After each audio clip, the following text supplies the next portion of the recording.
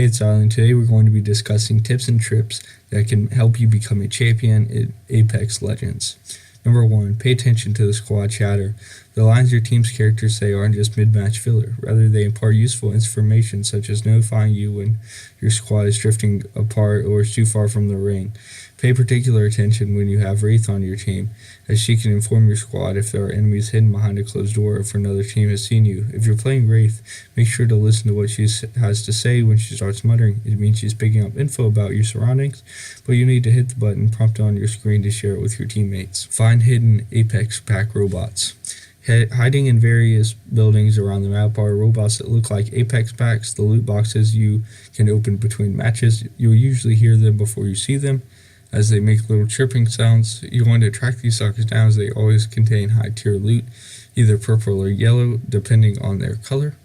Look for the bots in the corners and out of the way places, like out of sight on top of objects. We recommend meleeing them just so you don't alert nearby enemies or waste ammo. Replay the tutorial. If you ever need a safe place to test out weapons and practice maneuvers, you're free to replay the game's tutorial at any time. You'll still need to work through Bloodhound's prompts about movement, firing weapons, and pinging stuff, but once you've done that, you're free to mess around in the training area as much as you want.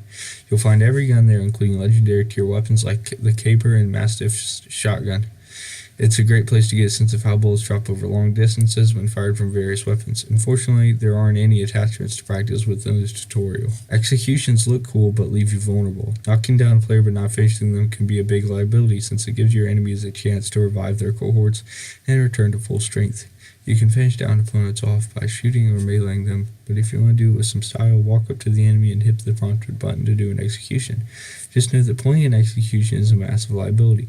Every time you do one, you're completely vulnerable. Pushing the execution button starts a lengthy animation that can't be cancelled, and while it's running, you can't control your character. That means that anyone who's around can walk up and blast you, including the teammates of your victim. Conversely, interrupting an execution can save a teammate's life and snag you an easy kill. Ultimate accelerators benefit Lifeline the most.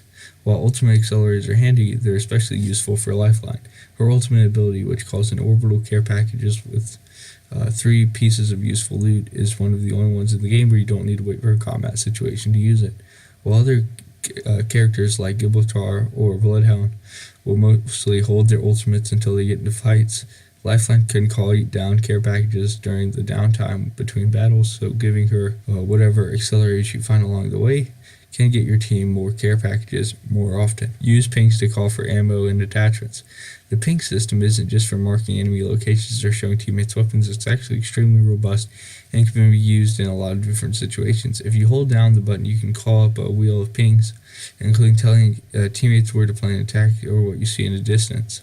Open up your inventory menu for even more options. You can ping the slots up for armor you're missing, to ask for specific types of ammo, or to ask teammates to keep an eye out for weapon attachments. It's particularly useful when you're hunting for a scope to go on your favorite sniper rifle. You can kick down doors or blow them open. Just because a squad closes a door between you and them doesn't mean they're protected. In fact, you can use the doors to your advantage when breaching a location and taking on a team. Hitting the melee button as you approach a door will kick it open, which can stun people too close on the other side. Explosives, on the other hand, can blow some doors open altogether, filling a room with smoke and disorienting whoever's on the other side. Legendary tier yellow loot has special perks. Loot marked in yellow, as opposed to white, blue, and purple, is the best in Apex Legends, but that's not just because the yellow body shows more charge than a purple or blue one.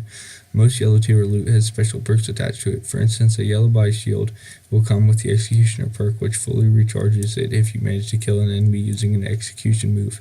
A yellow down shield, meanwhile, will include a perk that lets you revive yourself one time without the need of a teammate to do it for you. Be sure to check your yellow defensive gear for its extra capabilities, and don't forget them when an opportunity comes to use them. Use balloons to redeploy or escape the ring. Those balloons floating around the map have a use. You can zip line up to them and get enough height to reactivate the jetpack used to glide down the map when you first start a match.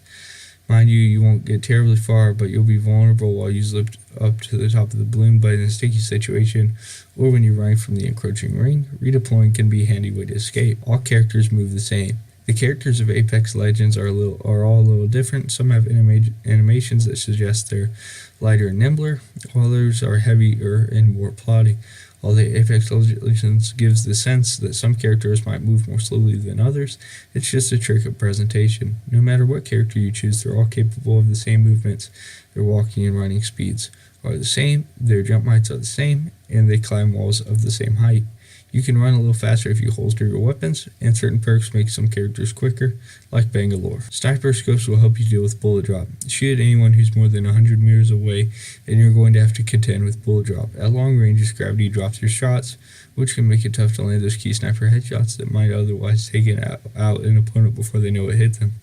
You don't have to just guess at how much bullets will drop or learn to anticipate it, though. Sniper scopes will do the work for you. On mini scopes, you'll see two things: a counter to one side that tells you the range of whatever you're aiming at, and a series of dots below the reticule with numbered markings. Use each of the reticules under the first to adjust for bullet drop. At 200 meters, snipe your shot using the dart mark 2.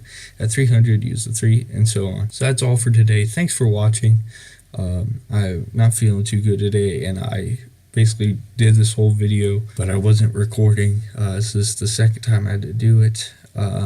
But yeah, thanks for watching. I hope you're enjoying the new content on the channel. This, I don't know how long I'll do this because I'm always switching up what this channel is. But I hope to be doing this for a while. So yeah, as always, thanks for watching. And as always, drink some Xylem.